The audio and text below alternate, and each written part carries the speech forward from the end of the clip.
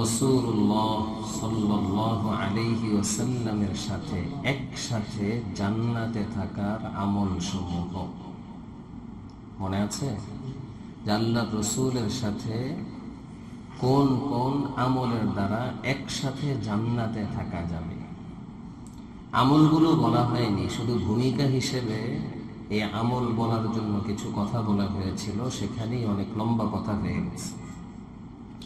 একেবারে শেষের দিকে এসে বলেছিলাম, সাহাবায়ে কেরামের জীবনে সবচাইতে বড় চাওয়া পাওয়া এটা ছিল মরার পরে আল্লাহর নবীর সাথে একসাথে জান্নাতে থাকা।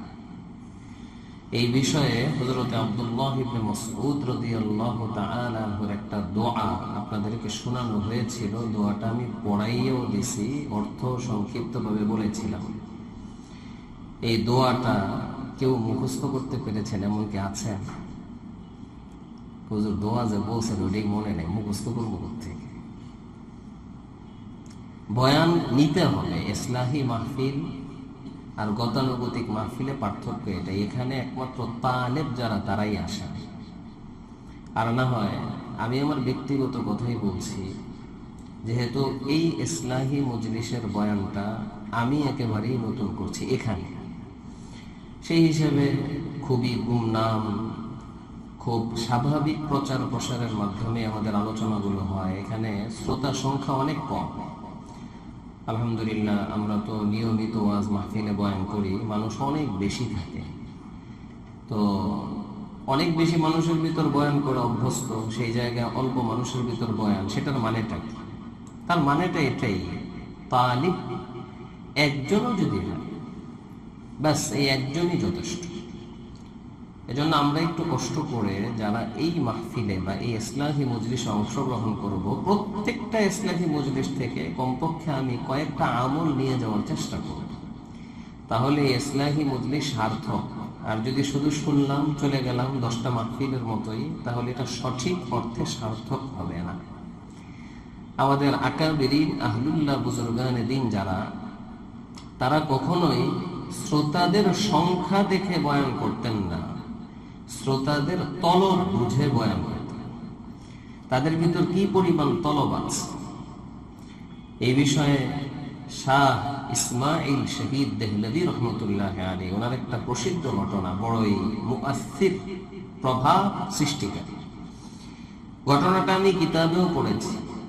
বাকি শেখুল ইসলাম মুফতি তকি উসমানী সাহেব দামাত বারাকাতুহুল আলিয়ার জবান থেকে শোনার পরে আমার দিলে যে আসর হয়েছে, সেটা নিজে পড়ার দ্বারা হয়নি, যার কারণে হুজুরের ওই বলার ভঙ্গিটাই আমার মনে পড়ে। শাহ ইসমাইল শহীদ দেহলভী রহমতুল্লাহ আলাইহি উনি অনেক বড় বক্তা ছিলেন, অনেক বড় ওয়াইজ ছিলেন, খুব বেশি মজাদার এবং প্রভাব সৃষ্টিকারী বয়ান করতে পারতেন। যার কারণে ওনার বয়ানের কথা মানুষ শুনলেই, যেখানেই শুনতো হুজুরের বয়ান আছে, মানুষ খুব জমা হয়ে যেত। একবার দিল্লির জামে মসজিদে শাহ ইসমাইল শহীদ দেহলভী রহমতুল্লাহ আলাইহি বয়ান করেছেন। অনেক মানুষ, হাজার হাজার মানুষ বা শত শত মানুষ। কিতাবে লিখেছে, হুজুর বলেছেন 3 ঘন্টা বয়ান করেছে। বয়ান শেষ হওয়ার পরে সকল মানুষ এবং হুজুর সহ একসাথে নিচের দিকে নেমে আসতেছেন, বের হয়ে আসতেছেন। দিল্লির জামে মসজিদ অনেক উঁচা, আমি ওখানে গিয়েছি দিল্লির জামে মসজিদে। তো অনেক উঁচা, অনেকগুলো সিঁড়ি বেয়ে তারপর উপরে উঠতে হয়। ওই সময়ে বাদশাহ আলমগীর, বাদশাহ শাহজাহান, তাদের মনোভাব ছিল এটা, যেহেতু তারা মুসলিম বাদশাহ ছিলেন, তো তাদের মনোভাব ছিল এটা, লাল কেল্লা যেটা আছে, রাষ্ট্রীয় সিংহাসন যেখানে থাকে, বাদশাহ যেখানে বসেন, তো ওনার মনোভাব ছিল এটা, জামে মসজিদ দিল্লির মিম্বার এটা বাদশার সিংহাসনের চাইতে আরো বেশি উঁচা হতে হবে। যার কারণে উনি মসজিদ অনেক উঁচু করেছে, ওখানে উঠলে লাল কেল্লাটা দেখা যায়। তো উপরের দিক থেকে নিচের দিকে ইসমাইল শহীদ দেহলভী রহমতুল্লাহ নেমে আসতেছেন, সবাই নেমে যাচ্ছেন। ওই সময় একজন বৃদ্ধ মানুষ, গ্রাম্য মানুষ উপরের দিকে উঠতেছে, খুব হাঁপায়া কাঁপায়া ক্লান্ত অবস্থায়। ইসমাইল শহীদ দেহলভী রহমতুল্লাহ জিজ্ঞেস করতেছে, ওই লোকটা, গ্রাম্য লোকটা, উনাকেই জিজ্ঞেস করতেছে, ভাই মৌলভী ইসমাইল কা বয়ান হো গয়া? ইসমাইল শহীদ দেহলভীরই জিজ্ঞেস করতেছে, ভাই মাওলানা ইসমাইল সাহেবের বয়ান কি হয়ে গেছে? তখন তো আর শহীদ ছিলেন না, শহীদ তো হয়েছেন বালাকোটের ময়দানে শহীদ হওয়ার পরে। ইসমাইল শহীদ দেহলভী রহমতুল্লাহ বুঝতে পেরেছেন, ওই জিজ্ঞেস করলেন কেন? আমি তো অনেক মাইল দূর থেকে আসছি, আমি শুনছি আজকে নাকি জামে মসজিদ দিল্লিতে ইসমাইল শহীদ দেহলভী বয়ান করবেন, যার কারণে আমি আসছি। তো পরে ইসমাইল শহীদ বলতেছে, হ্যাঁ ভাই আমি মাওলানা ইসমাইল, আপনি বসেন এখানে, আপনাকে আমি বয়ান শোনানো শুরু করছি। এবার বসায় উনি বয়ান শুরু করছি, আলহামদুলিল্লাহ, এই যে খুতবা টুতবা পড়লাম সব কইরা বয়ান। সিঁড়ির মধ্যে এত বড় হুজুর বসা, একজন গ্রাম্য মানুষ বসা, তো যারা নেমে যাচ্ছিল সবই আশ্চর্য, সব এসে আবার দাঁড়াইছে, আশপাশে সব বসে গেছে। ঘটনা কি, হুজুর আবার এখানে বসে কেন বয়ান শুরু করলো? 3 ঘন্টা হুবহু এই বয়ানটাই করেছেন, যেটা মসজিদের মধ্যে শত শত বা হাজার হাজার মানুষের সামনে করেছিলেন। 3 ঘন্টা পর হুজুর যখন চলে যাবেন, তখন ভক্তরা জিজ্ঞেস করলো, হুজুর মাত্র একজনের জন্য আপনি আবারও সেই 3 ঘন্টার বয়ান পুনরায় সিঁড়ির মধ্যে বসে বসে করলেন, কারণটা কি হুজুর? হুজুর বলতেছে, মিয়া তোমাদের তো কোনো বুঝই নাই, আমি যে মিম্বরে হাজার হাজার মানুষের সামনে বয়ান করেছিলাম, সেটাও তো আমি একজনের জন্যই করেছিলাম, আর এখন যে আমি বয়ান করলাম সেটাও একজনের জন্যই করলাম। সেই একজনকে আল্লাহ। বলেন না, সে একজনকে। তো আহলুল্লাহ বুজুর্গানে দিন তারা মূলত তলব দেখে বয়ান করে। ইমাম আবু হানিফা রাহমাতুল্লাহর ক্ষেত্রে ঘটনা আছে, অনেক বড় ব্যবসায়ী ছিলেন, এক্সপোর্ট ইম্পোর্টের ব্যবসা করতেন। কোটি কোটি টাকার সম্পদ জাহাজের মাধ্যমে এক দেশ থেকে আরেক দেশে ওনার মাল আসতো যাইতো এরকম। হঠাৎ করে হুজুরের কাছে খবর আসছে, হুজুরের জাহাজ, যেটা মাল ভর্তি জাহাজ, যেখানে কোটি কোটি টাকার সম্পদ আছে, ডুবে গেছে। হুজুরের কাছেই খবর আসার পর কিছুক্ষণ চুপ থাকলেন, চুপ থেকে হুজুর বললেন, আলহামদুলিল্লাহ, কোটি কোটি টাকার সম্পদ শেষ, নষ্ট হয়ে গেছে, ডুবে গেছে। আচ্ছা বলেন তো, এটা কি আনন্দের খবর না বিপদের খবর? বিপদের খবর। আর বিপদের খবর যখন মানুষের কাছে আসে তখন কি আলহামদুলিল্লাহ? তখন কি বলে? ইন্না। বিপদে পড়লে মানুষ ইন্নালিল্লাহ শব্দ ব্যবহার করে, আলহামদুলিল্লাহ কি করে না, ব্যবহার করে। এক মানুষ একটু আশ্চর্য হলো ঘটনাটা। যাই হোক, কিছুই বলেন নাই। কিছুক্ষণ পরে আবারও ওনার কাছে খবর আসলো, কেউ মোবাইল ব্যবহার না করে। এই সময়টা পূর্ণ মনোযোগের সাথে আমাদের কথাই শুনি, তাহলে বেশি ভালো হয়। আবারও আইসা বলল, হুজুর ভুল খবর এসেছে, জাহাজ তো ডুবছে। বাকি আলহামদুলিল্লাহ, আপনার জাহাজ ডুবে না, আপনারটা অক্ষুণ্ণ আছে, সম্পূর্ণ ঠিকঠাক আছে। এখনই মা আবার রহমতুল্লাহ কিছুক্ষণ চুপ থেকে আবারও বললেন, আলহামদুলিল্লাহ। এখন তো একটা আনন্দের খবর এসেছে, ভালো খবর এসেছে, আলহামদুলিল্লাহ বলে ঠিক আছে। ভক্তরা জিজ্ঞেস করলো, হুজুর বুঝতে পারলাম না, বিপদের খবর আসলো, দুঃখের খবর আসলো, তখনও বললেন আলহামদুলিল্লাহ। আবার আনন্দের খবর আসলো, সুখবর আসলো, তখনও বললেন আলহামদুলিল্লাহ, কারণটা কি? তো হুজুর বলতেছেন, মিয়া আগের বার যে আলহামদুলিল্লাহ বলছিলাম, সেটা এই জন্য না যে আমার অনেক সম্পদ নষ্ট হয়ে গেছে। এখন যে আলহামদুলিল্লাহ বললাম, এটাও এই জন্য না যে আমার অনেক সম্পদ আবার অর্জন হয়েছে, আমি কোটি কোটি টাকার মালিক আবার হইতে পারছি।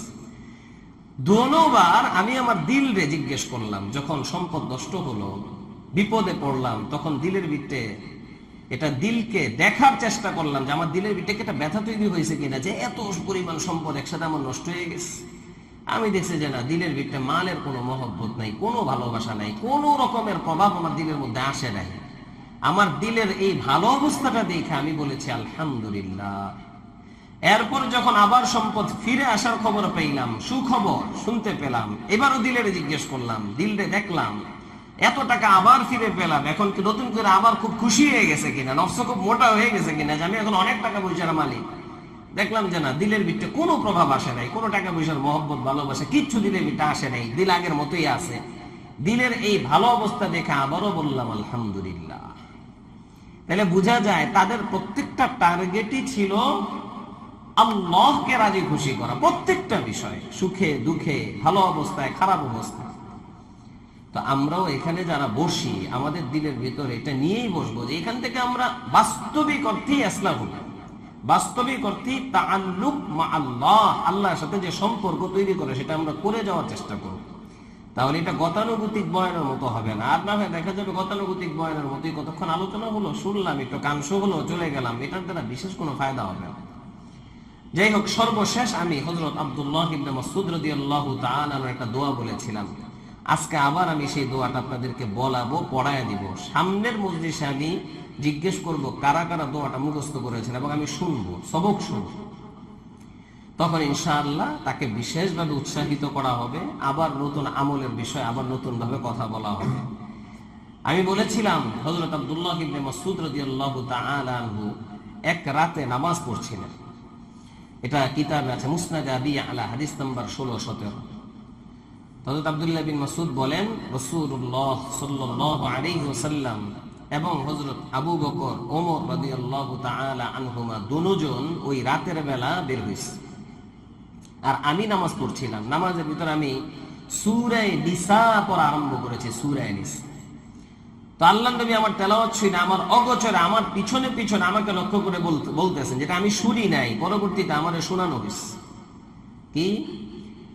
মান আহাব্বা আন ইয়াকরাআল কুরআনা গাযযান কামা উনজিলা ফালিয়াকরা কিরাআত ইবনে উম্মি আবদিন।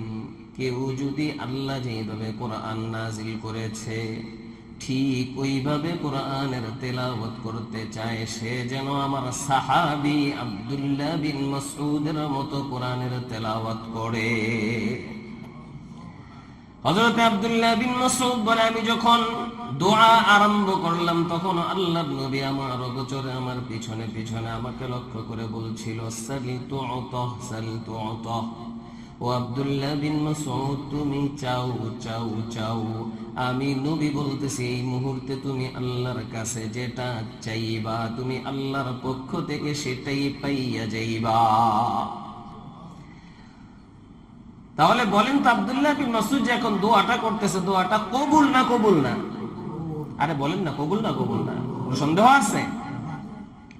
ফাআতা উমর লিউবাশশিরাহু, হযরত ওমর তাড়াতাড়ি আব্দুল্লাহ বিন মাসউদের বাড়িতে চলে আসলো সুসংবাদ শোনানোর জন্য। মনে মনে চিন্তা করলে, একজন মানুষকে সুসংবাদ শুনাইলে তার অন্তর খুশি হয়, আর একজন মানুষের অন্তর খুশি করতে পারলে আল্লাহ রাজি খুশি হয়ে যায়। এটা মনে রাখবেন, আপনার যদি কারো বিষয়ে কোনো সুসংবাদ থাকে সবার আগে গিয়ে পৌঁছায় দেওয়ার চেষ্টা করবেন, সবার আগে। কেন? সুসংবাদ শুনাইলে তার অন্তর খুশি হয়। পরীক্ষায় ভালো ফলাফল করেছে অথবা কোনো কিছু তার নতুন করে অর্জন হয়েছে, যেটা শুনলে সে খুব খুশি হবে, আগে আগে শুনাই দিবেন। কিন্তু যদি কারো দুঃসংবাদ আমার কাছে আছে, তাহলে চেষ্টা করবো এটা আমি আগে না বলার জন্য। আমি ছাড়া যদি অন্য কারো মাধ্যমে এই দুঃসংবাদটা পৌঁছানো সম্ভব হয়, তাহলে অন্য কারো মাধ্যমে যেন এটা পৌঁছায়, আমি যেন এই দুঃসংবাদের কথাটা না বলি। কারণ দুঃসংবাদ শুনলে প্রথম ধাপে তো মনে একটা কষ্ট পায়, যদিও তাকে আমি কষ্ট দেওয়া উদ্দেশ্য না, তাকে জানানো উদ্দেশ্য, কিন্তু তারপরও দুঃসংবাদ চেষ্টা করব আমি আগে না শুনে। হাদিসে এসেছে, হযরত কাব বিন মালিক রাদিয়াল্লাহু তাআলা তাবুকের যুদ্ধে অংশগ্রহণ করতে পারেন। তাবুকের যুদ্ধে 3 জন সাহাবী একেবারে খালিস, পাক্কা পাক্কা ইমানদার, জলিলুল কদর সাহাবী, কোনো কারণ ছাড়াই তাবুকের যুদ্ধে যেতে পারেননি। মুনাফিকরা তো যায় নাই, বাকি এই 3 জন পাক্কা সাহাবী তারাও যেতে পারেননি। একজন হলেন কাব বিন মালিক রাদিয়াল্লাহু তাআলা, আরেকজন ছিলেন মুরারা ইবনুর রবি, আরেকজন ছিলেন হিলাল ইবনে উমাইয়াহ।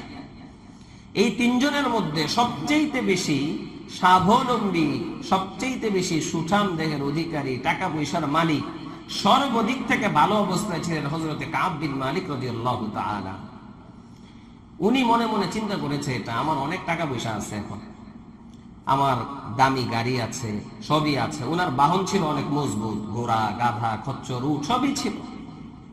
উনি বলছে, আমি মনে মনে চিন্তা করছিলাম আমার বাহন তো অনেক মজবুত, খুব দ্রুতগামী, সাহাবারা যতটুকু আগাবে 4-5 দিনে, তা আমি এরপরে গিয়ে ওনাদেরকে ধরতে পারবো। এটা মনে করে চিন্তা ভাবনা করে আজকে যাব কালকে যাব করতে করতে করতে করতে আর যাওয়াই হলো না। সাহাবারা যুদ্ধ শেষ করে চলে আসছে। শেষ করে মানে কি, তাবুকের যুদ্ধে আসলে যুদ্ধ হয়নি সেটা বলবো না, লম্বা কাহিনী আছে। চলে আসার পরে এখন তো পেরেশানির কারণ হলো, এবার মুনাফিকরা গিয়া আল্লাহ নবীর কাছে মিথ্যা অজুহাত দিয়ে বোঝানোর চেষ্টা করছে আমরা এই কারণে যাই নাই, সেই কারণে যাই নাই। কিন্তু আমরা তো মুসলমান, আমরা তো আর মিথ্যা বলতে পারি না। কাব বিন মালিক রাদিয়াল্লাহু তাআলা সত্য যেটা সেটাই বললেন। আল্লাহর পক্ষ থেকে মারাত্মক ধরনের শাস্তি আসলো। সেটা কি, 50 দিনের জন্য এই তিনজনকে সকল সাহাবারা বয়কট করবে, তাদের সাথে কেউ কোনো কথা বলবে না। হযরত কাব বিন মালিক রাদিয়াল্লাহু তাআলা উনি বললেন, বাকি দুইজনের অত বেশি পেরেশানির বিষয় ছিল না। এরা তো বেশিরভাগ এরা বৃদ্ধ ছিল, একটু দুর্বল ছিল, ঘরেই থাকতো, মানুষের সাথে চলাফেরার অত প্রয়োজন হইতো না। যার কারণে এরা কষ্ট পেইলেও কষ্টটা একা একাই সহ্য করতে হতো।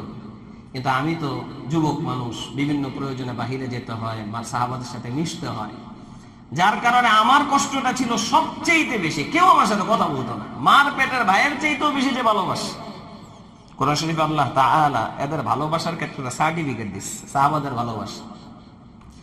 মুহাম্মাদুর রাসূলুল্লাহ والذين معه أشداء على الكفار رحماء بينهم تراهم ركعا سجدا يبتغون فضلا من ربهم ورضوانا।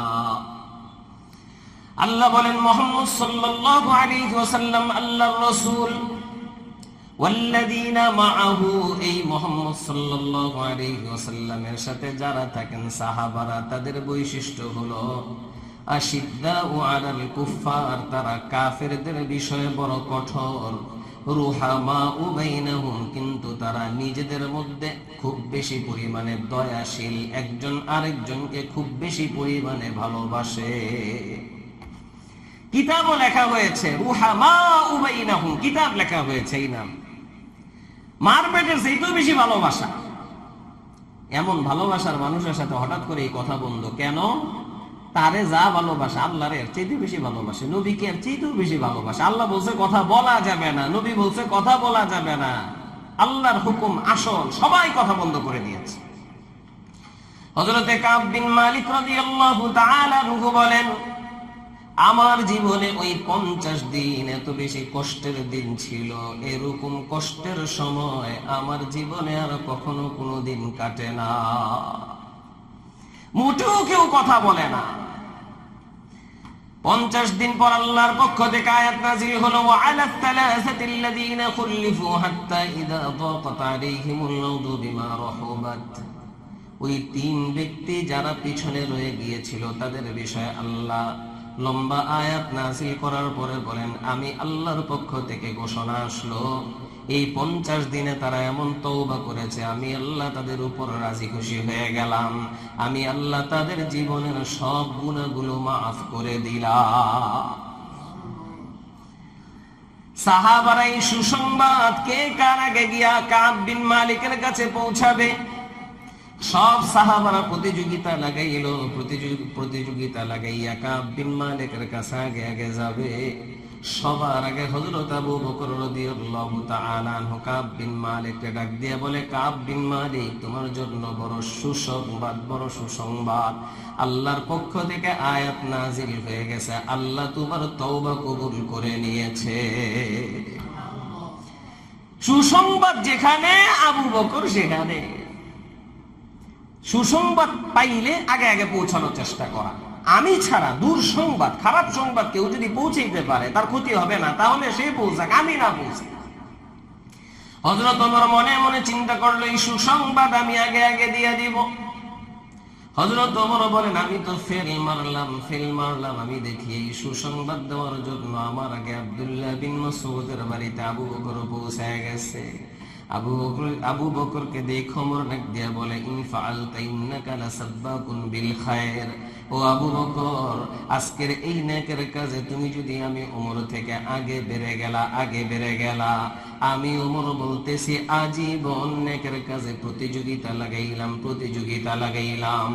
সব সাহাবাদেরকে আমি ওমর নেকের কাজে পিছনে ফেলতে পারলাম, কিন্তু তুমি আবু বকরকে আজ পর্যন্ত আমি ওমর কোনদিন নেকের কাজে পিছনে ফেলতে পারলাম না।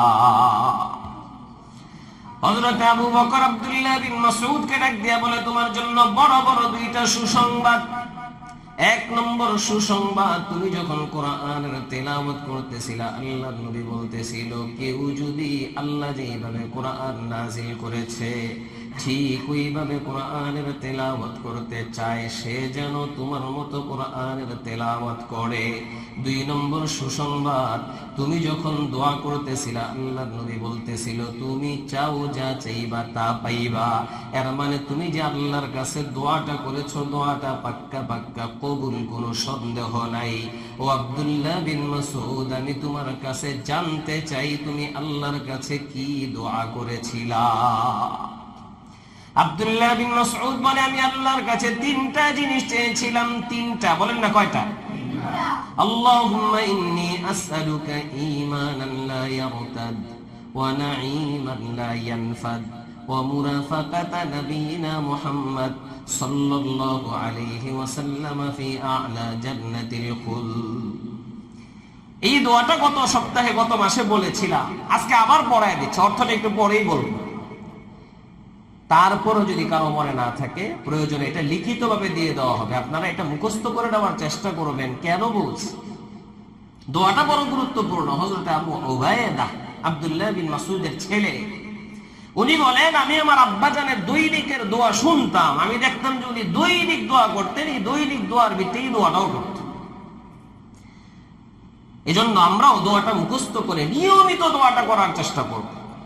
আমি বিভিন্ন মাহফিলে দোয়া এটা বলি। ওই গৌরীপুরের দিকে একটা মাদ্রাসা আছে, মজিদপুর বলে, একটা মোটামুটি বড় মাদ্রাসায়, ওখানে বড় মাদ্রাসা। বাড্ডার দিকে একজন আলেম আছেন, মাওলানা আব্দুল মতিন সাহেব, তো এখন একটু অসুস্থ হয়ে পড়েছেন। ওই মাদ্রাসার এক শিক্ষক কুমরা থেকে আসলো, কয়েকবার গেছে, তো দ্বিতীয়বার না তৃতীয়বার যাওয়ার পরে সে আমার সাথে দেখা করে বলছে, হুজুর, আমি এই দোয়াটা আপনার থেকে শিখেছি, আর বারবার বাইতুল্লাহর তওয়াফে খালি দোয়া এটা পড়ছি, আর বিশেষ করে মদিনা যাওয়ার পর এই দোয়া সারাক্ষণই পড়ছি। কেন? অর্থটা শুনলে বুঝবেন কেন এই দোয়াটা পড়া দরকার। অর্থ পরে বুঝছেন, আগে দোয়াটা আবার একটু আমার সাথে পড়েন, তারপরে আগামী মাসের মধ্যে ইনশাআল্লাহ এটাকে মুখস্থ করবেন। ইনশাআল্লাহ চেষ্টা করবেন তো? ইনশাআল্লাহ বলেন, আল্লাহুম্মা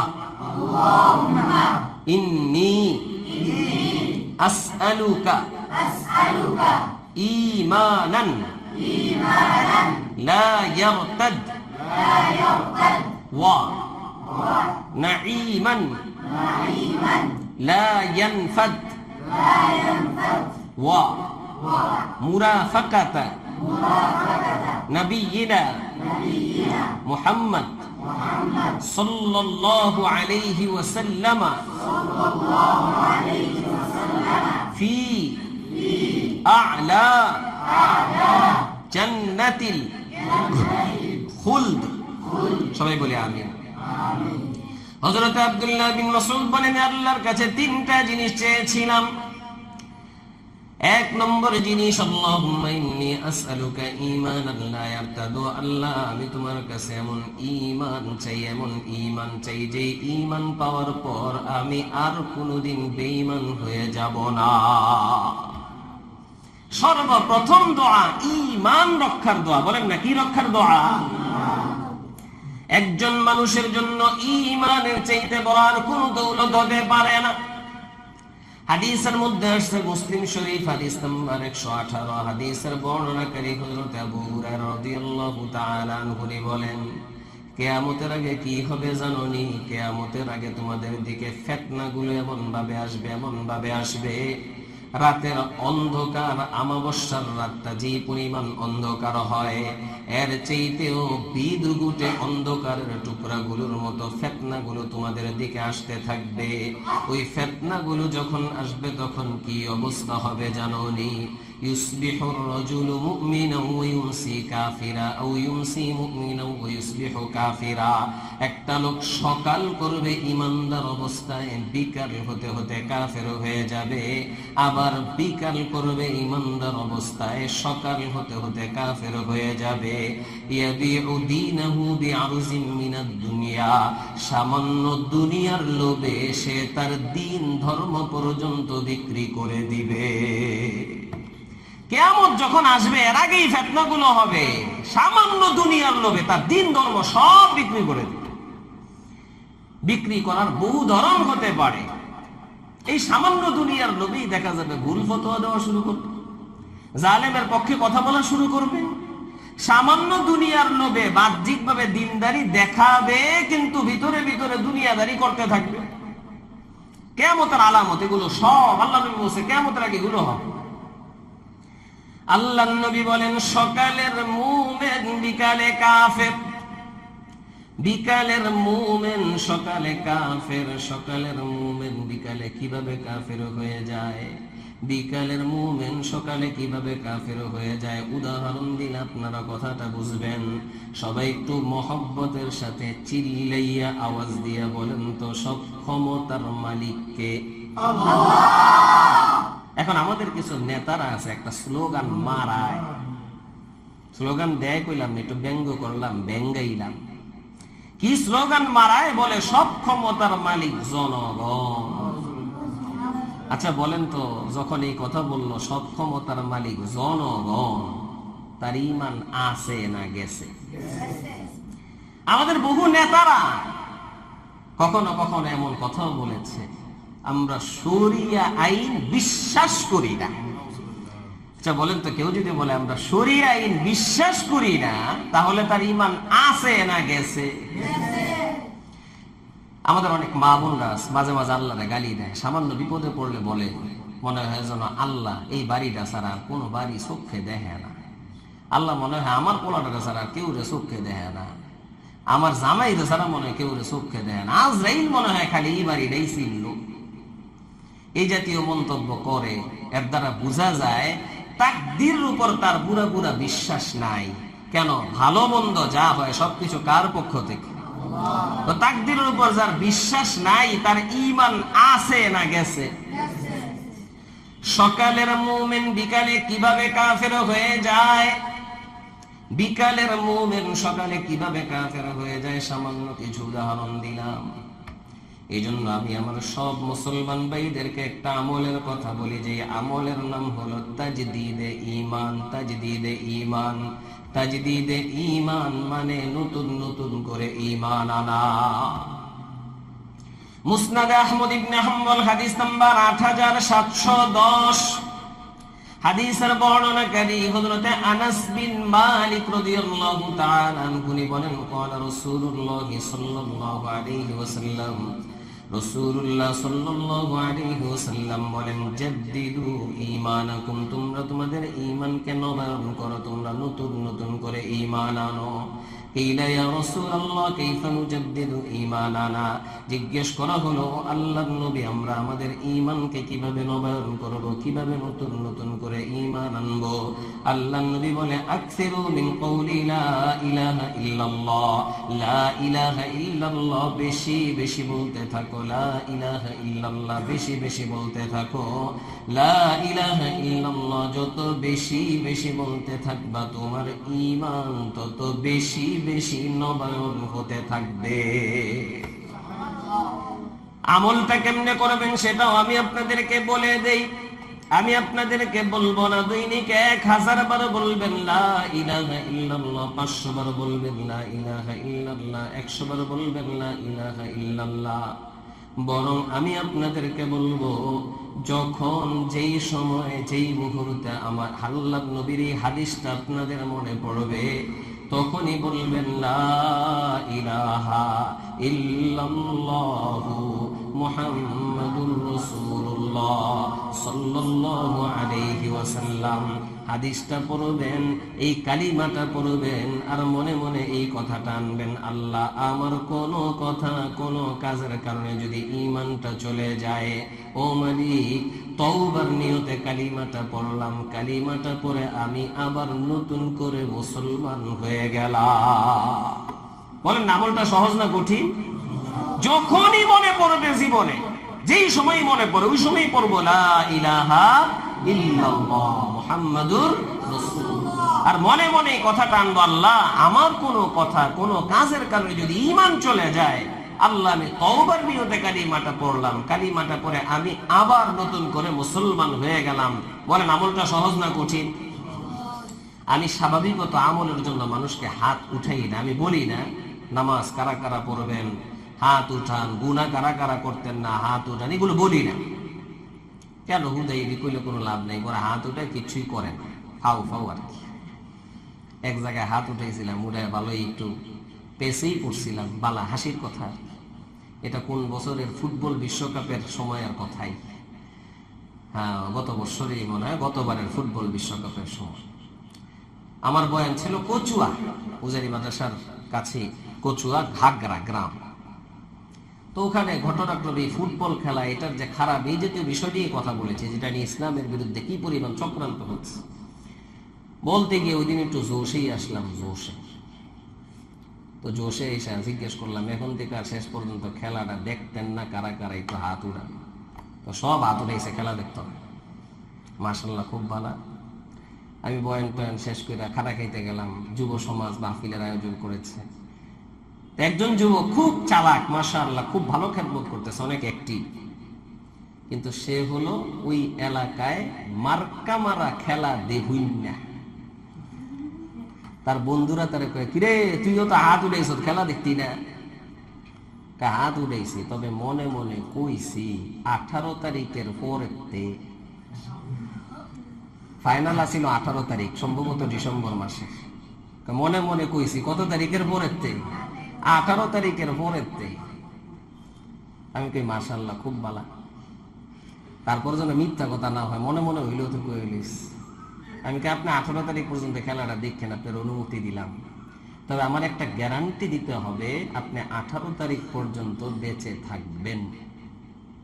বলেন কোন গ্যারান্টি আছে? আরে বলেন না গ্যারান্টি আছে? বাড়ি থেকে এখানে এসেছেন, আবার বাড়িতে যেতে পারবেন, কোন গ্যারান্টি আছে? বসে আছেন, দাঁড়াইতে পারবেন, কোন গ্যারান্টি আছে? আমি বলি কেউ যদি আমার গ্যারান্টি দিতে পারে 50 বছর বাঁচবে, আমি বলবো 50 বছর গুনাহ করেন, সমস্যা নাই, 50তম বছরে তওবাটা করে লইয়েন। 60 বছর বাঁচবো কেউ যদি গ্যারান্টি দিতে পারে, আমি বলবো 59 বছর গুনাহ করেন, সমস্যা নাই, 60তম বছরে তওবাটা করে দিয়ে। কোন গ্যারান্টি আছে? কিসের ভিত্তিতে খেলা দেখ? যে এই সময় দেখবো ওই সময় যদি মালাকুল মউত আসে। এই জায়গায় একটা তাহকিকি কথা বলে দিচ্ছি, যেহেতু শব্দটা বারবার চলে আসে। মালাকুল মউত মানে আমরা বলি আজরাইল। কি বলি? আজরাইল বলি না? যেই ফেরেশতা জান কবজ করে তার নামটা কি বলি? আজরাইল। এটা একটু ভালো করে মনে রাখবেন, আজীবনের জন্য কাজে দিবে, কথাটা বলে দিচ্ছি। আসলে নামটা আজরাইল না, আজরাইল না। মূলত আরবি অক্ষর হলো আইন জা র আলিফ হামজা ইয়া লাম। আইনের মধ্যে কি জবর না জের, এটা হলো কথা। আমরা বলি আজরাইল, এভাবে বলি আর কি। আসলে সঠিক শব্দটা আজরাইল না, সঠিক শব্দটা ইজরাইল। বলেন সঠিক শব্দটা কি? এই বিষয়ে মাজাহির উলুম সাহারানপুর ইন্ডিয়াতে, ওখানে আমরা পড়াশোনা করেছি। ওখানের একজন ছাত্র ছিল শ্রীলঙ্কা বাড়ি, সে একটা কিতাব লিখেছে, আলাউল ইল ফি তাহকিক ইসমে ইজরাইল। মালাকুল মউত যে ফেরেশতা আছে তার নাম মূলত ইজরাইল, আজরাইল না। আল্লাহর 4 জন ফেরেশতা বেশি প্রসিদ্ধ, বড় দায়িত্ব যাদেরকে দেওয়া হয়েছে, জিবরাইল, ইসরাফিল, মিকাইল। ওগুলো যেমন সব জের দিয়া, এটাও জের দিয়া, ইজরাইল। উনি তো একজন। বলেন উনি কয়জন? মানুষ কি দুনিয়াতে একজনই মারা যায় নাকি একই সাথে হাজার না লাখো মারা যায়? লাখো মারা যায়। উনি তো একজন, একজন এত মানুষ মারা কেমনে? আসল বিষয়টা হলো উনি সরাসরি মরার কাজ করেন না। এই জন্য কোরআনে হাদিসে যত জায়গায় মরার ফেরেশতা মানে যেই ফেরেশতা মারে তার কথা বলতে গিয়ে ইসরাইল বলে নাই, সেখানে বলেছেন মালাকুল মউত। কি বলেছেন? মালাকুল মউত। হযরত মুসা আলাইহিস সালামের কাছে মালাকুল মউত মানে মউতের ফেরেশতা, বুখারী শরীফে আছে। আয়েশা কয় আমি আপনার জান কবজ করব। হযরত মুসা আলাইহিস সালামকে এত বড় সাহস, এক চটকানা মারছে, চটকানার লগে তার সব চোখ টোক খুলে ঘুরে গেছে।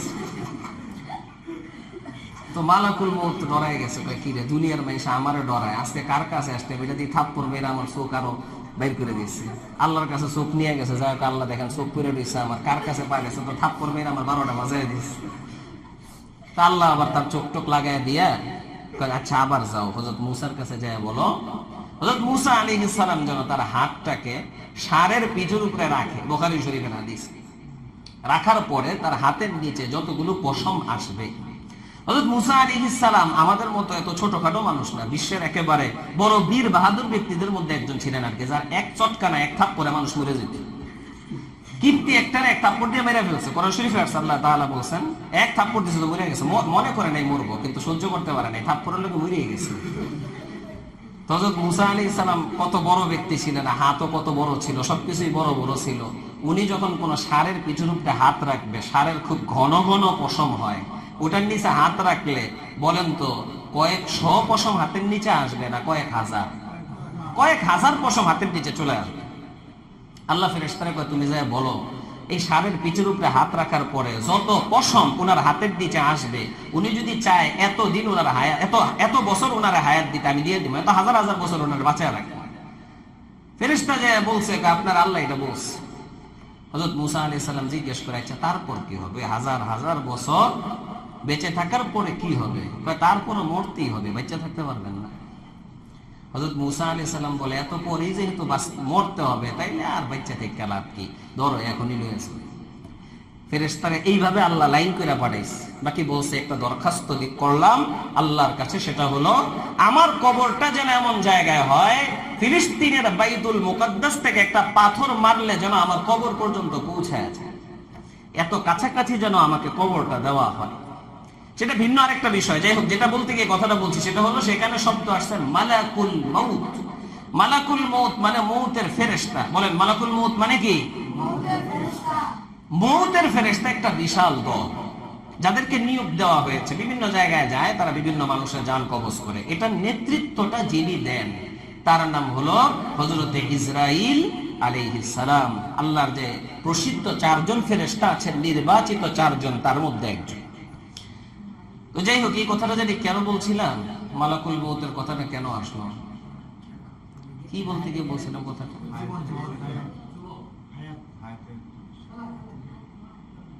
কি জানি বলতে গিয়ে বললাম জি আচ্ছা আচ্ছা। যাই হোক, মরার তো কোনো কি নাই, গ্যারান্টি। মূলত কথা ওটা কোথেকে জানি, আমার পুরো মিল এখনো পাচ্ছি না। পড়ায় টরায় অভ্যাস তো, যার কারণে কোন দিক থেকে কোন দিকে যাই ঠিক থাকতে পারি। আচ্ছা যাই হোক, মূল কথা ওটা বলছিলাম যে আমলের জন্য স্বাভাবিকতা আমি কি করি না, হাত উঠাই। ওই এক জায়গায় হাত উঠায় ভালো ওই পেছে পড়ছিলাম, ওই বেটা হাত উঠেছে, আবার মনে মনে চিন্তা করে রাখছে 18 তারিখের পরেতে। কিন্তু এখন যে আমলটা আমি বললাম, এই আমলের জন্য আমি কাউরে ছাড় দিই না, সবার থেকে আমি ওয়াদা নিই। আমি তো বলি না 1000 বার লা ইলাহা ইল্লাল্লাহ পড়তে হবে, 500 বার বলতে হবে, 100 বার পড়তে হবে। আমি বলছি যখনই মনে পড়বে তখনই কালিমাটা পড়বেন, আর মনের ভিতরে কথাটা আনবেন, আল্লাহ আমার কোনো কথা, আমার কোনো কাজের কারণে যদি ঈমান চলে যায়, আল্লাহ আমি তওবার নিয়তে কালিমাটা পড়লাম, কালিমাটা পড়ে আমি আবার নতুন করে মুসলমান হয়ে গেলাম।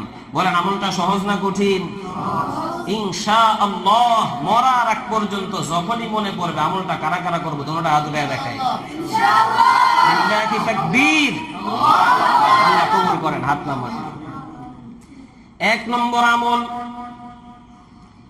1 নম্বরে দোয়া করলেন এটা, 2 নম্বর দোয়া। 1 নম্বর দোয়া করলেন ঈমান রক্ষার দোয়া, 2 নম্বর দোয়া করলেন ওয়ানা ঈমান লা ইয়ানফাদ। ও আল্লাহ তুমি আমাকে এমন নিয়ামত দান করো যে নিয়ামত শুরু হবে কিন্তু শেষ হবে না। তুমি কোন নিয়ামত আমারে দেওয়ার পরে ওই নিয়ামত কোনদিন তুমি আমার থেকে ছিনাইয়া নিও না। এটার ব্যাখ্যা বড় লম্বা, তারপর ছোট করে বলি, মানে আব্দুল্লাহ বিন মাসউদ আল্লাহরে বলতে চায়, আল্লাহ মার পেট থেকে দুনিয়াতে আসার পরে তুমি আমারে কানটা দিয়া শোনার ক্ষমতা দিলা, চোখটা দিয়া দেখার ক্ষমতা দিলা, মুখটা দিয়া তুমি আমারে কথাবার্তা বলার ক্ষমতা দিলা, হাতটা দিয়া ধরার ক্ষমতা দিলা, পাউটা দিয়া চলার ক্ষমতা দিলা। ও মালিক, তোমার কাছে দরখাস্ত, যেই নিয়ামত তুমি আমাকে একবার দান করলা, মরার আগ পর্যন্ত এই নিয়ামত কোনোদিন তুমি আমার থেকে ছিনাইয়া নিও না। জীবনে কখনো যেন এমন না হয় আমার কানের শ্রবণ শক্তিটা নষ্ট হয়ে যায়, কানের মধ্যে মেশিন লাগাইতে হয়, চোখের দৃষ্টি শক্তিটা নষ্ট হয়ে যায়। জীবনে কখনো যেন এমন না হয় আমি আমার মুখ দিয়ে খাবারটা খাইতে পারি না, পাইপের সাহায্যে আমার নাক দিয়ে খাবারটা দিতে হয়। জীবনে কখনো যেন এমন না হয় আমি আমার পাউটা দিয়ে চলতে পারি না, হুইল চেয়ারের মধ্যে বসাইয়া আমাকে ধাক্কাইয়া ধাক্কাইয়া চালাইতে হয়। আমি বলি আল্লাহ যাদেরকে টাকা পয়সা ধন দৌলত দান করলো তারাও আল্লাহর কাছে এই দোয়া করা দরকার, আল্লাহ টাকা পয়সা ধন দৌলত এটাও তোমার পক্ষ থেকে অনেক বড় নিয়ামত, যেই নিয়ামত তুমি আমাকে একবার দান করলা, এই নিয়ামত জীবনে আর কোনোদিন তুমি আমার থেকে ছিনাইয়া নিও না। কবিতা বড় সুন্দর করে বলল, নদীর পার ভাঙ্গে ওপার ঘরে, এই তো নদীর খেলা, সকাল বেলার ধনীরে তুই ফকির সন্ধ্যা বেলা। 5ই আগস্টের আগে যাদের ক্ষমতায় দম্বে মানুষ এলাকায় থাকতে পারতো না, 5ই আগস্টের পরে হেরাই আর এলাকায় থাকতে পারে না, ঠিক না বেঠিক? দুনিয়াতে এমনই, আজকে আমার ক্ষমতা আছে কালকে নাই, আজকে টাকা পয়সা আছে কালকে নাই, আল্লাহ এটাই ভাবেই রেখেছে। দুনিয়া বড় নিষ্ঠুর, একজনের কাছে থাকে না, আজকে একজনের কাছে থাকবে, লাথি মেরে কালকে আরেকজনের কাছে চলে যাবে। দুনিয়া কিন্তু একটাই, বাপ ধনী সন্তান ফকির, বাপ ফকির সন্তান ধনী, চলছে। যারা আহলে ইলম, আল্লাহ যাদেরকে ইলম দিয়েছে তারাও আল্লাহর কাছে এটা বলা দরকার, আল্লাহ ইলম অনেক বড় নিয়ামত, ইবাদত করতে পারা অনেক বড় নিয়ামত, তাআল্লুক মা আল্লাহ, আল্লাহর সাথে সম্পর্ক হয়ে যাওয়া অনেক বড় নিয়ামত। আল্লাহ যে নিয়ামত একবার দিলে এটা আর কোনোদিন তুমি আমার থেকে ছিনাইয়া নিও না। এই যে আমি এখন কথা বলছি, আমি তো আল্লাহর কসম করে বলি, এর পরের নাম্বারে কোন কথাটা বলবো আমি বলতে পারবো না। আমি আল্লাহ যদি এখন চুপ হয়ে যাও, এখনই চুপ হয়ে যেতে হবে, আর একটা কথা বলার ক্ষমতা আমাদের না। বহু বক্তাদের ইতিহাস এমন আছে, ওয়াইজের ইতিহাস, ওয়াজের মাহফিলে বসার সময় জীবিত, নামার সময় মৃত, বসতে জীবিত, নেমেছে মৃত, কথা বলতে পারে না, শেষ। এই জন্য আমাদের বরণ আমাদেরকে একটা দোয়া শেখায়, সেটা কি? আল্লাহুম্মা ইন্নী আউযু বিকা মিন যাওয়ালি নি'মাতিক, আল্লাহ যে নিয়ামত তুমি আমাকে একবার দান করলা, এই নিয়ামত জীবনে কোনোদিন তুমি আমার থেকে ছিনাইয়া নিও না। ওই নিয়ামত তুমি আমার থেকে চলে যাওয়ার বিষয়ে আমি তোমার আশ্রয় চাই, তোমার পানা চাই। আল্লাহর কাছে নিয়মিত দোয়া করা দরকার। নিয়ামত পাওয়া বড় জিনিস না, নিয়ামত ধরে রাখা বড় জিনিস। একজন নিয়ামত পাইছে, বহুত বড় কিছু হয়ে গেছে এমন না, ওটাকে নিয়মিত রাখতে পেরেছে কিনা সেটা হলো বড় বিষয়। 2 নম্বর দোয়া করলেন এটা। 3 নম্বর দোয়া, যেটার জন্য গত সপ্তাহে আলোচনা করেছিলাম, সেটা কি? ওয়ামুরাফাকাতা নবিনা মুহাম্মদ সাল্লাল্লাহু আলাইহি ওয়াসাল্লাম ফি আ'লা জান্নাতিল খুলদ। ও আল্লাহ, তোমার কাছে আখিরি ফরিয়াদ, চূড়ান্ত ফরিয়াদ, তুমি আমি আব্দুল্লাহ বিন মাসউদকে মরার পরে ওই চিরস্থায়ী জান্নাতের মধ্যে তোমার নবীর সাথে একসাথে জান্নাতে থাকার ব্যবস্থা করে দিও। মূল কথা এটাই বলছিলাম, আল্লাহর নবীর সাথে একসাথে কোথায় থাকা? জান্নাতে থাকা। এটা সাহাবাদের সবচেয়ে বড় চাওয়া পাওয়া ছিল। এজন্য ইনশাআল্লাহ আগামী মাসে আমি এই দোয়াটা শুনবো, প্রয়োজনে এটা লিখেও দিয়ে দেওয়া হবে আমাদের ওই ইয়াতে, কি বলে, বিভিন্ন পেজ আছে, ওখানেও দিয়ে দিবে। আপনারা মুখস্থ করে ফেলবেন দোয়াটা। আগামী মাসে আমি জিজ্ঞেস করবো কারা কারা দোয়াটা মুখস্থ করেছেন। আমি মূলত বলছিলাম কোন কোন আমলের দ্বারা আল্লাহর নবীর সাথে একসাথে জান্নাতে থাকা যায়। সাহাবাদের জীবনে সবচেয়ে বড় চাওয়া পাওয়া ছিল আল্লাহর নবীর সাথে একসাথে জান্নাতে থাকা। বলেন তো, শুধু সাহাবারাই থাকতে চায় না, আমরাও থাকতে চাই? গত সপ্তাহে হাত উঠাইছিলাম আপনাদেরকে দিয়া। শুধু হাত উঠানোর দ্বারাই জান্নাতে থাকা যাবে না, কিছু আমল করা লাগবে। আমল করা, তার মধ্যে 1 নম্বর আমল, আজকে শুধু একটা আমল বলবো, যদিও শুধু আজকে এই আমলটা বলার উদ্দেশ্যে কথা বলার উদ্দেশ্য ছিল, এত কথা বলার মাকসাদ আমার ছিল না। সেটা কি?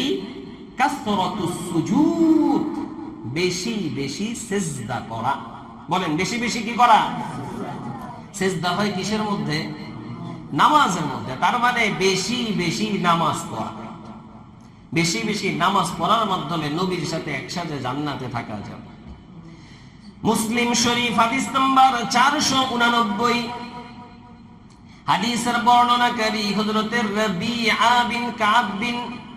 রবিআ বিন আসলাম রাদিয়াল্লাহু তাআলা আনহু বলেন, কুনতু আবিতু মা'আন নবী সাল্লাল্লাহু আলাইহি ওয়াসাল্লাম, এক রাতে আমি আমার নবীর কাছে রাত্রি যাপন করলাম। রাত্র যখন গভীর হলো, আল্লাহর নবী জাগ্রত হয়ে গেল। ফাআতাইতুহু বিউযুইহি ওয়া হাজাতিহি, আমি আল্লাহর নবীর জন্য ওযু পানির ব্যবস্থা করলাম। নবীর যত প্রয়োজন ছিল আমি প্রয়োজনগুলো পুরা করলাম। এর মানে আমি আল্লাহর নবীর খেদমত করলাম, সেবা করলাম। আল্লাহর নবী আমার খেদমত পাইয়া খুশি হইয়া আমার ডাক দিয়া বলে, রবিআ সাল, রবিআ তুমি আমার কাছে চাও চাও চাও। আমি নবী বলতেছি, এই মুহূর্তে তুমি আমার কাছে যেটা চাইবা আমি আল্লাহর পক্ষ থেকে দোয়া করে তোমার জন্য সেটাই কবুল করাইয়া দিব। রবিআ বলে, বড় গোল্ডেন চান্স, এই সুযোগ তো আর পাওয়া যাবে না। তাহলে আমি আমার নবীর কাছে জীবনের সবচেয়ে বড় চাওয়া পাওয়া যেটা সেটাই চাইব। আমি বলি, আমরা যদি সুযোগটা পাইতাম তাইলে হয়তো নবীরে বলতাম, নবী আপনি আমার জন্য দোয়া করেন আমি যেন 20 তলার মালিক হইতে পারি। কেউ যদি গাড়ির ভালোবাসে বলতো সবচেয়ে দামি গাড়ির মালিক হইতে পারি। কেউ যদি নারীরে বেশি ভালোবাসে হয়তো বলতো সবচেয়ে বেশি রূপসী নারীর যেন স্বামী হইতে পারি, দোয়া করেন। আর কেউ যদি দ্বীনের নামে দুনিয়া কামাইতে চায় তাইলে সে হয়তো বলতো, নবী আমার জন্য দোয়া করেন আমি যেন একটা বড় মাদ্রাসার মুতামিম হইতে পারি। দোয়া করেন আমার জন্য আমি যেন এটা হইতে পারি, তাহলে খুব কামাইতে পারবো। না না, সাহাবারা এগুলোর জন্য পাগল ছিল না। হযরতে রবিআ বলে, সুযোগ পাইছে, এই সুযোগ আর মিস করা যাবে না। জীবনের সবচেয়ে বড় চাওয়া পাওয়াটা আমি আল্লাহর নবীর কাছে চাইবো। নবীর ডাক দিয়ে কি বলে, আসআলুকা মুরাফাকাতাকা আল জান্নাহ, ও আল্লাহর নবী আপনার কাছে দরখাস্ত, আপনি আল্লাহর কাছে দোয়া করে মঞ্জুর করায় দেন আমি যেন আপনার সাথে একসাথে জান্নাতে থাকতে পারি। আল্লাহর নবী বলেন, আউ গায়রা যালিক, না রবিআ এটা ছাড়া অন্য আরেকটা চাও। রবিআও বড় নাছর বান্দা। রবিআ বলে, লা হুয়া যাক, না না আমি ওটাই চাই, না না আমি ওটাই চাই। আমি বলি, আমি মানুষের মুখে মুখে বাংলা ভাষায় একটা গান শুনেছিলাম, তোমাকে চাই শুধু তোমাকে চাই, আর কিছু জীবনে পাই বা না পাই। রবিআ মনে হয় যেন বলতে চায়, নবী তোমাকে চাই শুধু তোমাকে চাই, দুনিয়াতে নয় শুধু জান্নাতেও চাই। শুধু দুনিয়াতে না, কোথায় চাই? জান্নাতেও চাই। আল্লাহর নবী বলে, রবিআ তুমি যদি আমার সাথে একসাথে জান্নাতে থাকতে চাও তাহলে এত সোজা না, শুধু দোয়া করে তোমাকে আমি আমার সাথে একসাথে জান্নাতে রেখে দিব। ফাআইন্নি আলা নাফসিকা বিকাসরাতিস সুজুদ, তুমি আমার একটু সাহায্য করতে হবে, সাহায্য করতে হবে। কেমনে সাহায্য করবা? তুমি বেশি বেশি সিজদা করে আমারে সাহায্য করো, বেশি বেশি সিজদা করে আমারে সাহায্য করো। তার মানে তুমি বেশি বেশি নামাজ পড়ো, বেশি বেশি নামাজ পড়ো। আমি নবী বলতেছি, তুমি যদি বেশি বেশি নামাজ পড়তে পারো তাহলে তুমি আর আমি, আমরা দুজন একসাথে জান্নাতে থাকবো। আমি বলি, আমি হাদিসটা নিয়ে চিন্তা করলাম, আল্লাহর নবী বলে বেশি বেশি নামাজ পড়ো। এর মানে আল্লাহর নবী এখানে ফরজ নামাজের কথা বলেন না। কেন? ফরজ নামাজ কত রাকাত সেটা তো নির্ধারিত বেশি বেশি হবে না। ওয়াজিব কত রাকাত নির্ধারিত বেশি বেশি হবে না। সুন্নতে মুআক্কাদা কত রাকাত নির্ধারিত বেশি বেশি হবে না। এর মানে আল্লাহর নবী বলতে চায়, ফরজ ওয়াজিব সুন্নতে মুআক্কাদা তো পড়বাই পড়বা, পাশাপাশি বেশি বেশি নফল নামাজও পড়বা। আল্লাহর নবী একবারে টাইট কইরা ধরছে, টাইট কইরা। আচ্ছা বলেন তো, যারা নফল নামাজ পড়বে তারা কোনোদিন ফরজ নামাজ ছাড়বে? আরে বলেন না, যারা নফল পড়বে তারা ফরজ ছাড়বে? একটু কথা বললেন আল্লাহর হস্তে। আমার শ্বশুর এই মাদ্রাসায় তো অনেক এসেছেন, হযরত মাওলানা ফজলে নাকি সাহেব দামাত বারাকাতুহুল আলিয়া, ওনার বয়ান আপনারা শুনছেন। হুজুরের কথা কয় নাকা বলতে বলতে 12টা বাজায় দেয় শ্রোতাদের। কথা না কইলে হুজুর কি করতে পারে না? বয়ানই করতে পারে না। আমি কিন্তু ওই বেটার জামাই, একটু হইলেও প্রভাব পড়বে, একটু সাপোর্ট দিতে হয়। সাপোর্ট না দিলে যে কথা বলে সে কথা বলে মজা পায় না। এটা একটা উদাহরণ দিয়ে বুঝাই আপনাদেরকে। আমাদের এই যে কাছে দাঁড়ার বাজার আছে, পোলাপেন তো মাশাআল্লাহ খুব শক্তিশালী। নিচতলায় নামায় দিয়া কইলাম দৌড় দিয়ে একটু ওই দোকানে যা, খুব শক্তি মাশাআল্লাহ, দৌড় মারছে, 2 মিনিটে চলে গেছে দোকানে। আচ্ছা বলেন তো, তার হাত 2টা বাইন্দা তারপর যদি ওরা দৌড় দিতে বলে দৌড়াইতে পারবো? এটাও কয় না পারবো। হাত 2টা বাইন্দা যদি দৌড় দিতে বলে দৌড়াইতে পারবো? যত জোরে দৌড় দিব তত বেশি উষ্টা খাইব, ঠিক না বেঠিক? আচ্ছা বলেন তো, দৌড়ায় হাতে না পায়ে? বানছে হাত না পাও তো সমস্যা কি? পায়ে দৌড়াইবো, হাত বানছে কি? যদিও হাত পায়ে দৌড়ায় কিন্তু হাতে সাপোর্ট দেয়, ডরাইস না, আমি আসি তোর লগে, ভয় পাইস না। তা আমি বলি, আমরা যারা বয়ান করি, বয়ানি ওয়াইজ, আমরা হইলাম পায়ের মতো, আপনারা শ্রোতারা হইলেন হাতের মতো। আমরাও ঠিকঠাক মতো দৌড়াইয়া আলোচনার শেষ পর্যন্ত যেতে পারবো যদি শ্রোতারা সাপোর্ট দেয়। আর যদি শ্রোতারা হাত বেঁধে বসে থাকে, কোনো সাপোর্ট টাপোর্ট না দেয়, তো আমরাও কিন্তু উষ্টা খাইয়া বুড়া যাবো, জায়গা পর্যন্ত যেতে পারতাম না। যেন সবাই একটু সাপোর্ট দিবেন তো ইনশাআল্লাহ। আচ্ছা বলেন, যে ফরজ না, যে নফল নামাজ পড়বে সে কোনোদিন ফরজ নামাজ ছাড়বে? ওই যে কোন নেতার বিষয়ে স্লোগান শুনছি, আমার ভাই তোমার ভাই, অমুক ভাই অমুক ভাই, অমুক ভাইয়ের চরিত্র ফুলের মতো পবিত্র, তাহাজ্জুদ পড়ে 20 ওয়াক্ত, ফরজ পড়ে না 1 ওয়াক্ত। কোন নেতা বলি তাহাজ্জুদ 70 রাকাত পড়তো মাশাআল্লাহ, কিন্তু ফরজের খবর নাই।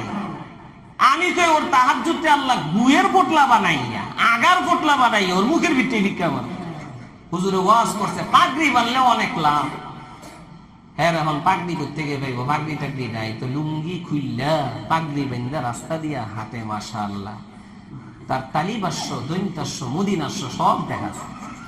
মাইসে জায়গায় ঘটনাটা কি? তারে কইছে হুজুর কইছে পাগড়ি বানলে অনেক লাভ।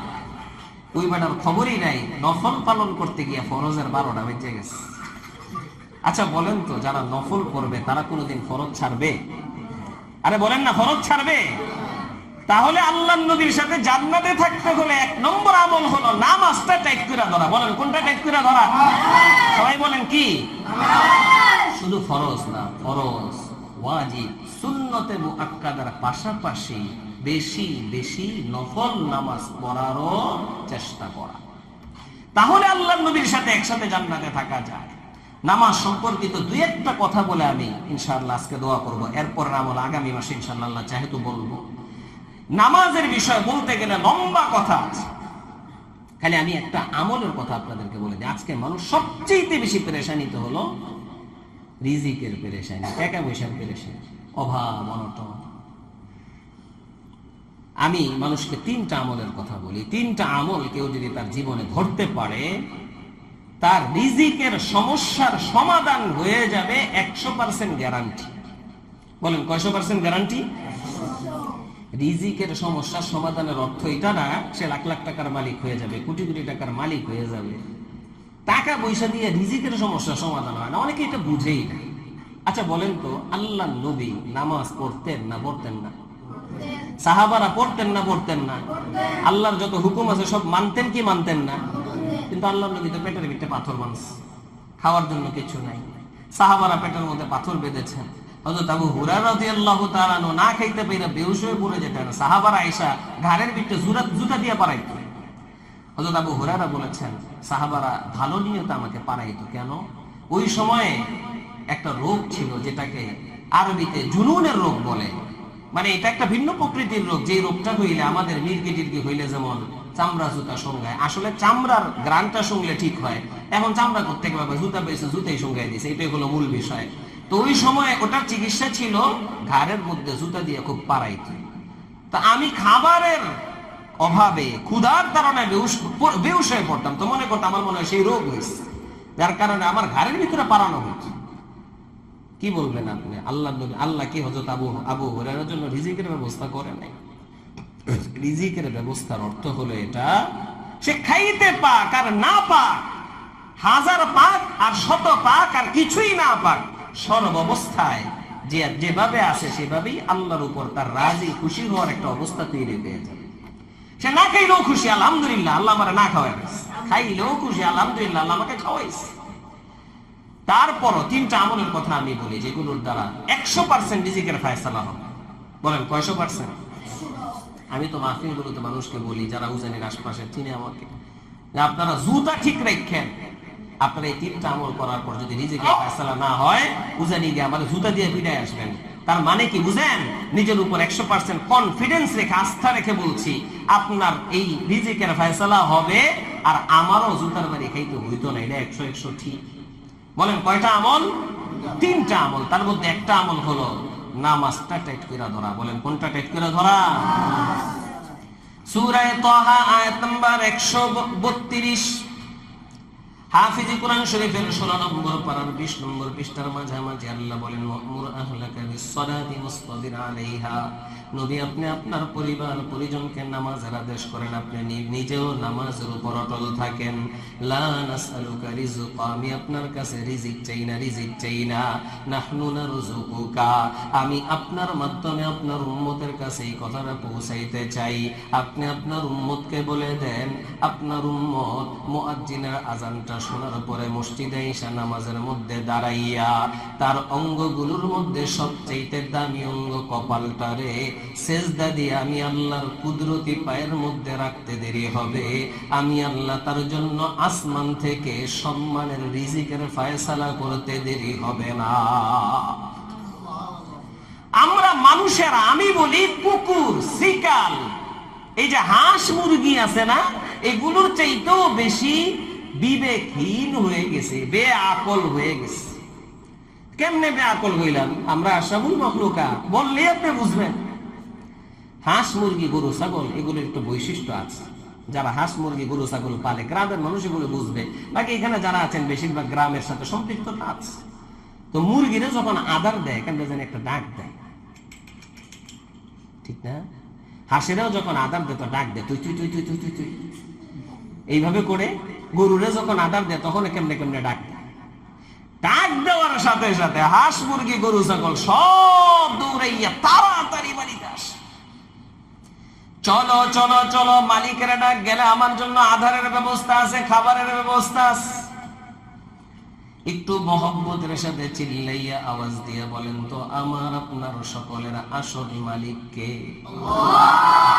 সেই আল্লাহ দৈনিক কমপক্ষে 5 বার আমাদেরকে ডাক দিয়ে বলে, বান্দা তুই কি দেখোস না দুনিয়ার মালিকেরা যখন গরু ছাগল হাঁস মুরগিরা ডাক দেয়, ওই হাঁস মুরগি গরু ছাগল গুলো দৌড়াইয়া বাড়িতে আসে।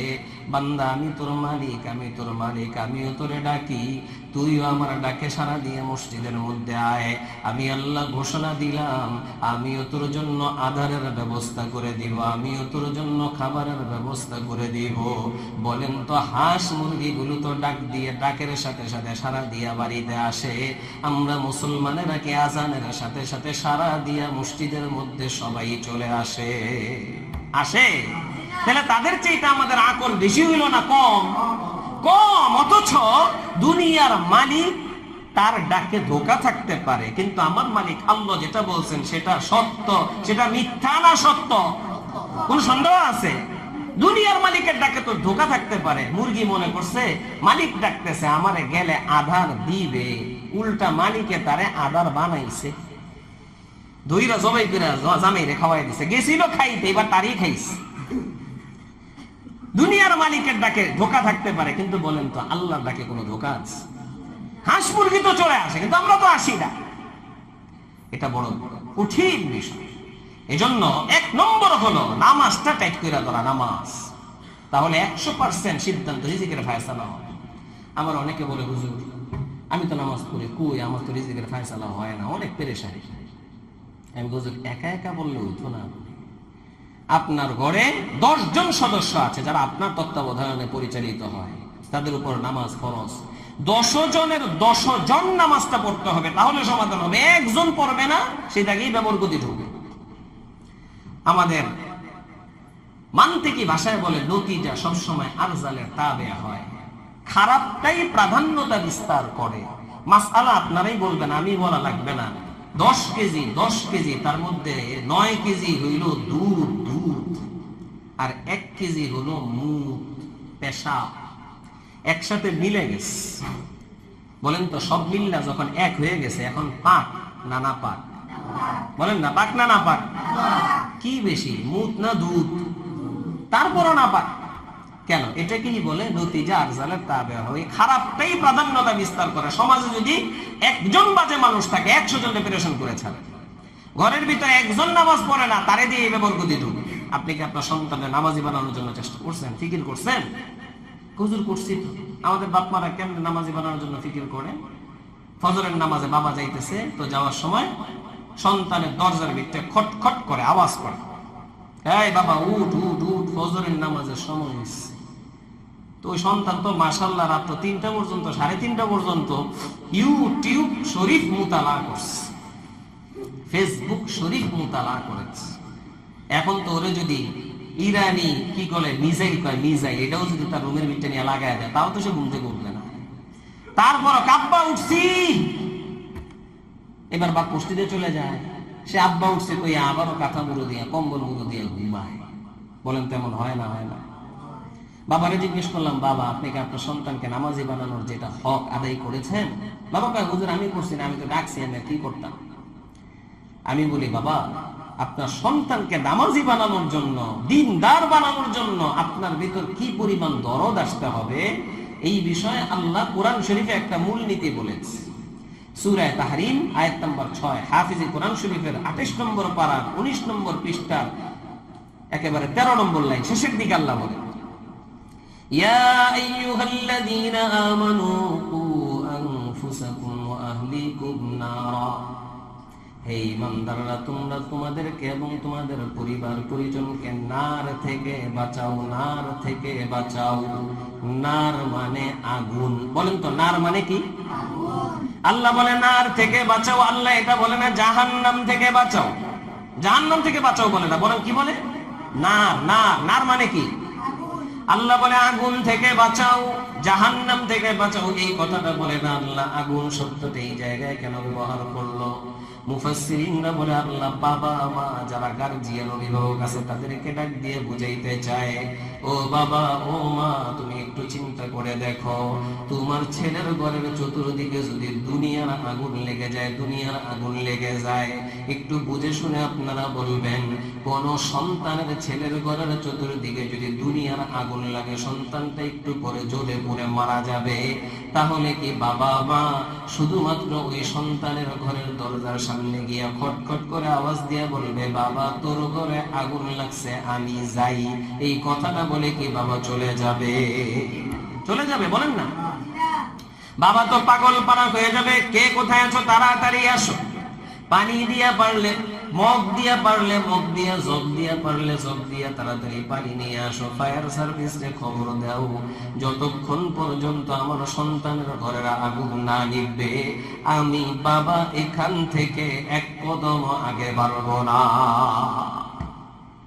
আচ্ছা বলেন তো, দুনিয়ার আগুন যেই পরিমাণ গরম, দুনিয়ার আগুনে যেই তেজ আছে, জাহান্নামের আগুনের গরম এর চাইতে কম না বেশি? কত বেশি সেটা বলতে গেলে তো ভিন্ন কথা। মুফাসসিরিনরা বলে আল্লাহ বলতে চায়, বাবা তোমার সন্তানের ঘরের চতুর্দিকে যদি দুনিয়ার আগুন লেগে যায় তুমি কেমন পেরেশান হয়ে যাও। তোমার সন্তানটা নামাজ না পড়ার কারণে, দিন অনুযায়ী না চলার কারণে তোমার সন্তানের ঘরের চতুর্দিকে জাহান্নামের আগুন লেগে গেছে, জাহান্নামের আগুন। তুমি দুনিয়ার আগুন থেকে বাঁচানোর জন্য যতটুকু পেরেশান হও, জাহান্নামের আগুন থেকে বাঁচানোর জন্য কমপক্ষে এতটুকু পেরেশান তো হওয়া দরকার। এজন্য শুধু নিজে না, নিজের সন্তানদেরকেও বা নিজের অধীনস্থ যারা আছে তাদেরকেও পরিপূর্ণরূপে নামাজি বানাইলে আল্লাহ এটা সমাধান করবে। সবাই নামাজটাকে এইভাবে টাইট করে ধরতে রাজি আছি তো ইনশাআল্লাহ। আজকে শুধু একটা আমলের কথাই বললাম, আল্লাহ তাআলা আমাদেরকে ফরজ, ওয়াজিব, সুন্নতে মুআক্কাদা সহ বেশি বেশি নফল নামাজও আদায় করার মাধ্যমে আল্লাহ নবীর সাথে একসাথে